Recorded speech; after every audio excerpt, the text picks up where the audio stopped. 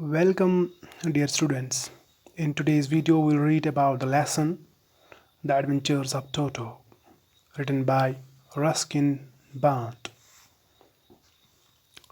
The story narrates the adventures that followed after the narrator's grandfather, who was an animal lover, bought Toto, a monkey. The story begins with grandfather buying two Toto from a Tonga driver for 5 rupees.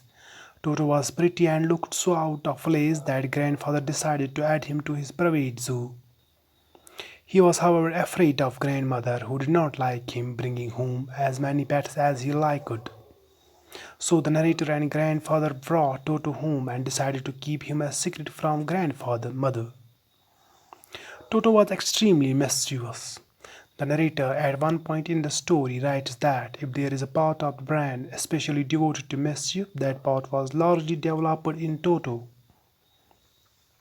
Toto on his first day ripped open the peg to which he was tied, shredded the narrator's pleasure, and tore up the wallpaper that grandfather had chosen for the walls. Toto was then transferred to the servants' quarters, where he lived with the other pets. Usually most of grandfather's pets get along well with each other. However, Toto kept all of them awake at night. To prevent further such issues, grandfather decided to take Toto with him to Dehradun. However, the journey was not the one grandfather was expecting.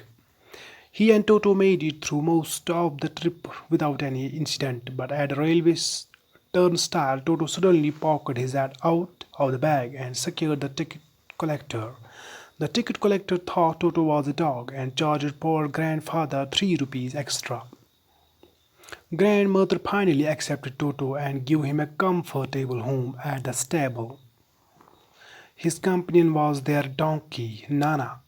However, when grandfather came to the stable to make sure that Toto was comfortable, he saw poor Nana struggling because Toto had jumped on her head and bitten her ears. Toto loved the warm baths that grandmother prepared for him. It was a treat for him.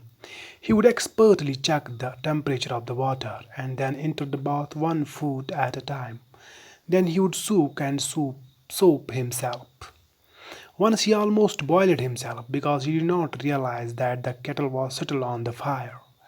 He was saved by grandmother, who pulled him out the kettle just in time. One day grandmother had made pulao.